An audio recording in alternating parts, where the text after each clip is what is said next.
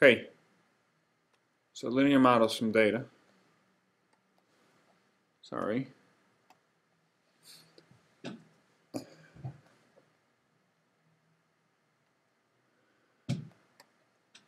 As I mentioned a while back, occasionally we will have to model some real-life data, and in this case, in this particular section, all of the models are going to be linear.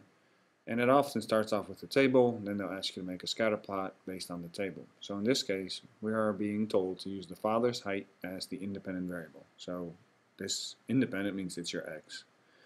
Most of the time, the tables will be given to you sort of in order. So that's your x and that's your y, but it's always good to check. The second thing then you need to do is check the values that you're given here. So what I'm looking for is the smallest and the largest value. And in this case, they happen to be right here at the end. So 62 is the minimum and 71 is the maximum x value I need to graph. And on the y, on the dependent variable side, 71 is my max. And I think 65 is my min.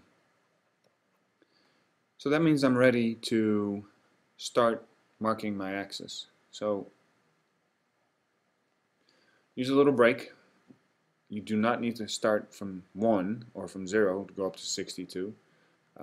It's nice to start with a whole number, or they're all whole numbers. It's nice to start with a number that looks good. So 60 looks good.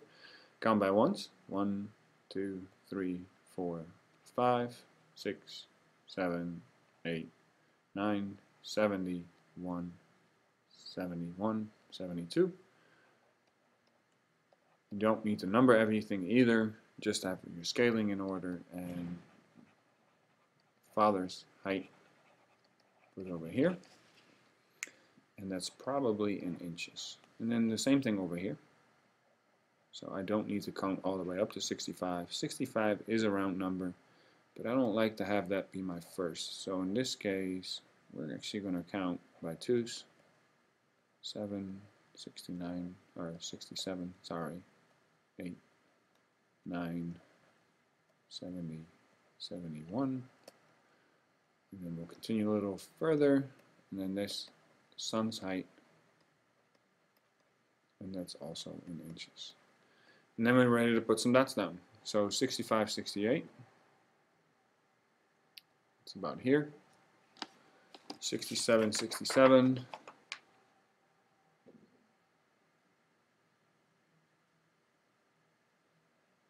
It's here. 69, 68. That would be here. 66, 65. It's there. 67, 68.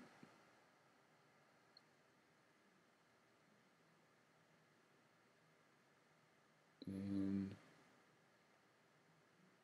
sorry, it's here. 68, 71. That should be my maximum point. 64, 65, 70, and 68. A bunch of 68s.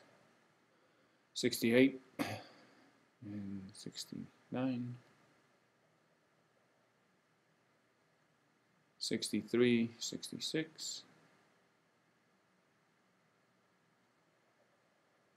62, 66, and 71, 70. 71 and 70.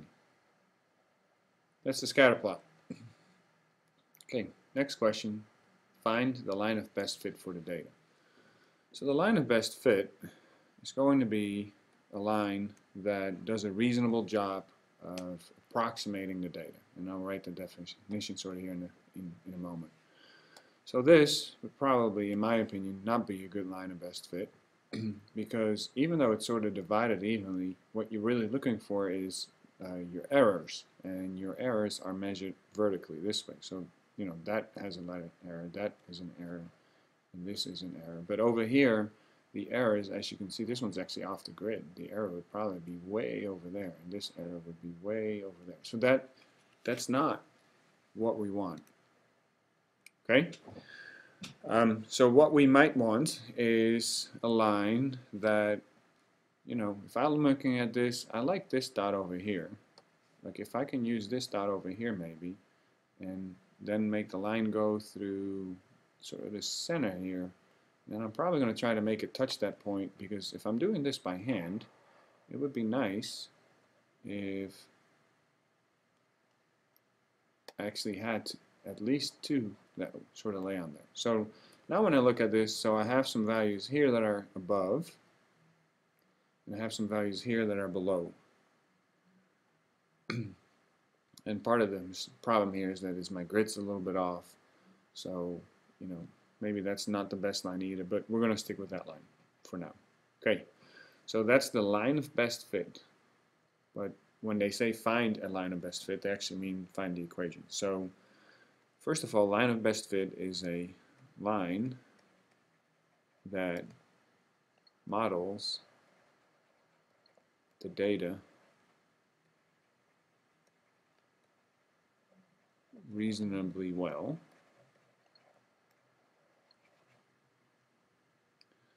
So what we're trying to do is try to balance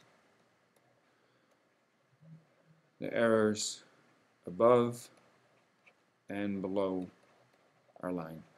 And I didn't do a great job here on that one, but so again, the errors are, for example, these distances here. Those are errors, and so these are errors, and that's an error. Okay? Okay, so how do you find the equation? Well, and this is why I said I wanted to go through. So that is 6465. And that would be, I think that's the 71. So at 71 we were at 70. So I'm going to use those two dots. And literally I'm going to write the equation of a straight line. Now, unlike most times in class, you don't get to pick the format of the line. Here we do want it sort of in slope-intercept form. So I'm going to find the slope first. So the slope would be 70 minus 65, and then 71 minus 64, and that's 5 over 7. And because it's a word problem, you can use a decimal here. And I picked 3 decimals because it felt right. And then I can use one of the points to find b. So I know y is mx plus b should work. Just need a little more room. And I'm going to plug in the point. So 65 is the slope times 64 plus b. And if you get a calculator out, you get 19.304. The line of best fit would then be y equals 0.714x plus 19.304. And if you wrote that, that would be pretty good, except it doesn't give me any information about the situation that I'm dealing with. The better answer here would be to then replace the y and the x with what they stand for. So the son's height is this number times the father's height plus the 19.304. Okay, that's the equation.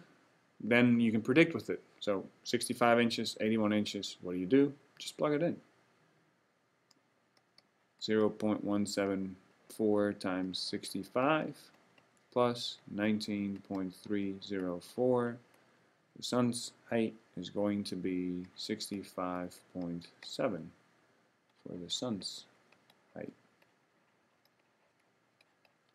On this one, same idea, except you plug in 81. And when you use a calculator on this, you should get 77.1. And I'm forgetting the unit here. This probably should have a unit on it. So that's inches. Okay. Take a quick look at this again.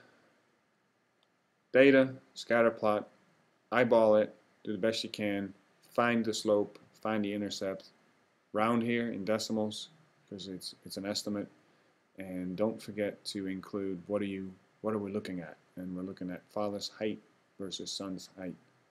Okay? So the two types of linear patterns then, the one we just did, we would say it has a positive correlation. Correlation means that as your x's go up, so when your x, your independent variable, goes up, so your y also goes up. This would be linear, and this would be called negative correlation. Okay. So here, when x becomes larger, when your independent variable becomes larger, your dependent variable becomes smaller.